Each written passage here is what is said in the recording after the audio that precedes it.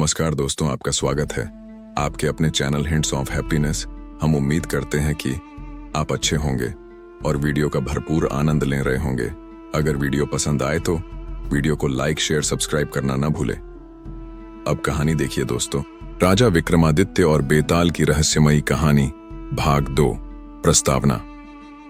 राजा विक्रमादित्य और बेताल की कहानियों का अंत नहीं होता। उनकी पहली यात्रा के बाद बेताल ने राजा को अपना मित्र मान लिया, लेकिन उज्जैन में शांति स्थापित करने के बाद भी विक्रमादित्य को एक नई चुनौती का सामना करना पड़ा। यह कहानी उसी नई चुनौती और रहस्यमय घटनाओं का वर्णन करती है। नई यात्रा की शुरुआत।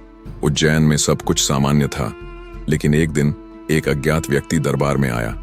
वह कमजोर और थका हुआ लग रहा था।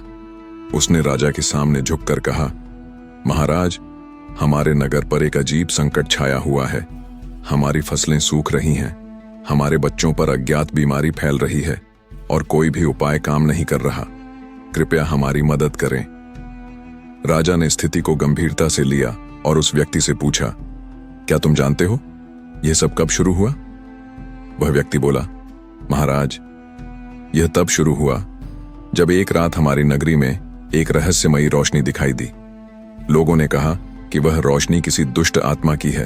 उसके बाद से ही हमारे नगर में यह विपत्तियां आने लगीं। राजा ने अपनी तलवार उठाई और घोषणा की, मैं इस संकट का समाधान ढूंढूंगा। श्मशान घाट की यात्रा। राजा विक्रमादित्य ने अपनी यात्रा शुरू की।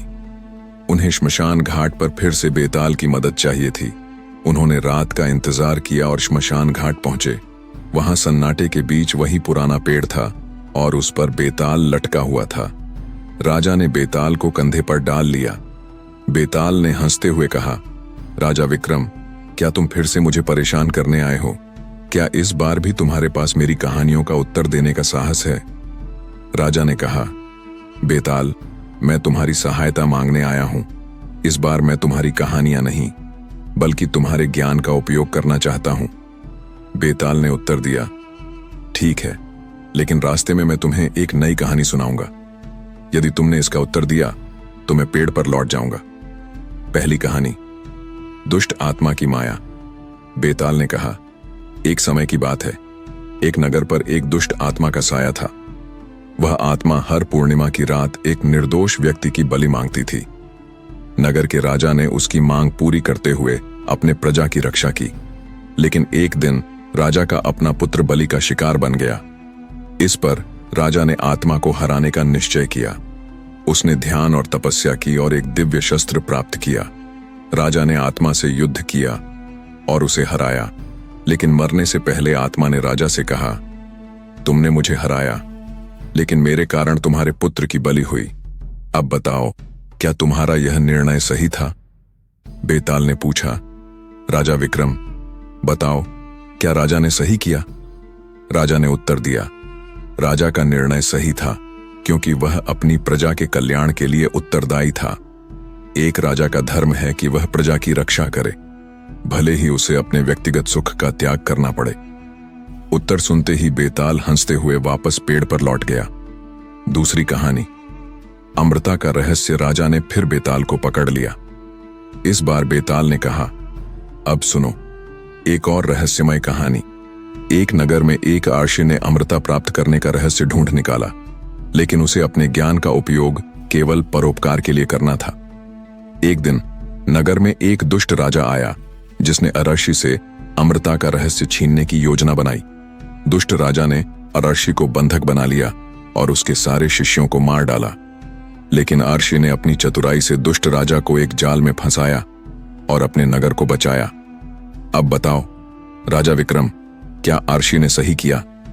राजा विक्रमादित्य ने उत्तर दिया, अर्षि ने सही किया, क्योंकि ज्ञान का उपयोग केवल भलाई के लिए होना चाहिए।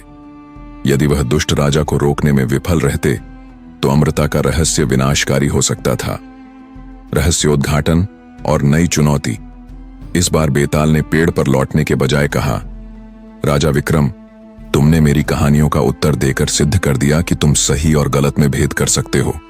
अब मैं तुम्हें सच्चाई बताता हूं। जिस नगर में संकट आया है, वहां वास्तव में एक तांत्रिक ने एक शाप दिया है।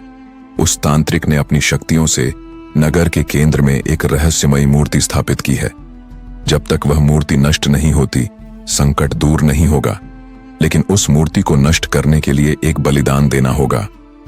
राजा ने पूछा, किसका बलिदान? बेताल ने उत्तर दिया, बलिदान देने वाला व्यक्ति शुद्ध और निस्वार्थ होना चाहिए। उसके मन में कोई लालच नहीं होना चाहिए। मूर्ति तक की यात्रा। राजा ने बेताल के मार्गदर्शन में नगर की यात्रा शुरू की। वहां पहुंचकर उन्होंने देखा कि नगर के केंद्र में एक विशाल भयावह मूर्ति थी, जिससे काला धुआं निकल रहा था। राजा ने मूर्ति को नष्ट करने का निश्चय किया। उन्होंने प्रजा को एकत्र किया और बलिदान के लिए स्वयं को प्रस्तुत किया। लेकिन तभी नगर के एक साधु ने आगे आकर कहा, महाराज, बलिदान मैं दूंगा। मेरा जीवन प्रजा की भलाई के लिए है। साधु ने प्रार्थना की और मूर्ति को स्पर्श करते ही वह जलकर राख हो गई। नगर पर से संकट का साया हट गया। बेताल की विदाई। बेताल ने राजा से कहा, राजा विक्रम, तुम्हारी बुद्धिमत्ता और साहस ने इस संकट को समाप्त किया, लेकिन मेरी यात्रा अब समाप्त होती है। मैं तुम्हारा आभारी हूं कि तुमने मुझे न्याय का महत्व सिखाया। बेताल ने राजा को आशीर्वाद दिया और हमेशा के लिए गायब हो गया। आगे की कहानी जानने के लिए आप हमारे चैनल को सब्सक्राइब करें और कमेंट में जय विक्रमादित्य जरूर लिखें। धन्यवाद।